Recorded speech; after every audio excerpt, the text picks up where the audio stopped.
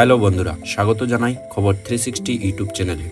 আজকের ভিডিওর মূল উদ্দেশ্য হলো পিএম কিষাণের কিস্তির টাকা যাদের ব্যাংক অ্যাকাউন্টে এখনও ঢোকেনি কবে ঢুকবে সেই বিষয় নিয়ে আলোচনা করব।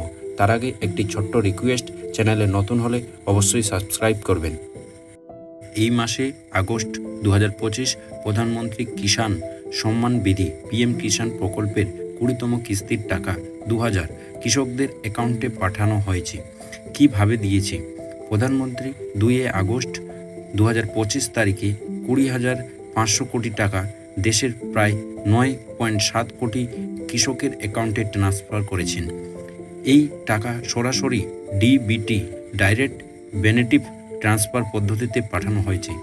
আপনার অ্যাকাউন্টে টাকা না এলে সম্ভবত এই কারণগুলো হতে পারে। তো বন্ধুরা, কি কারণে ব্যাংক অ্যাকাউন্টে টাকা আসেনি সেই কারণগুলি হলো কেওয়াইসি সম্পূর্ণ হয়নি, আধার কার্ড দিয়ে কেওয়াইসি না কিস্তির টাকা রিলিজ হয় না, ব্যাংক অ্যাকাউন্ট বা আধার লিঙ্ক সমস্যা থাকলে ব্যাংকে টাকা ঢোকে না, ভুল তথ্য থাকলে টাকা আটকে যেতে পারে, ভূমির কাগজপত্র যাচাই হয়নি, অথবা জমির নামের ভুল অথবা অসম্পূর্ণ রেকর্ডের কারণে কিস্তির টাকা আটকে থাকতে পারে। 7 নম্বর, আপনি অযোগ্য হয়েছেন। যদি আপনার আয় করদাতা হন, সরকারি কর্মচারী বা অন্য যে কোনো কারণে অযোগ্য হন, তবে কিস্তি বন্ধ হয়ে যাবে।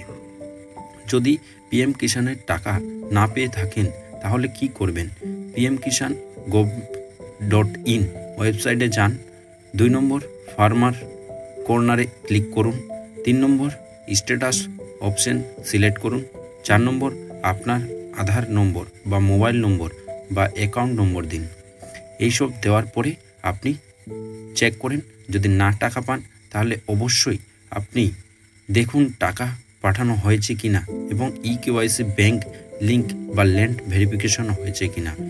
না পেয়ে থাকলে যেখানে কমপ্লেন করবেন, হেল্পলাইন নম্বর, এই টোল ফ্রি নম্বরে কল করে আপনার সমস্যা জানতে পারেন বা নিকটবর্তী CSC কমন সার্ভিস সেন্টার বা ব্লক অফিস থেকে সহযোগিতা নিতে পারেন।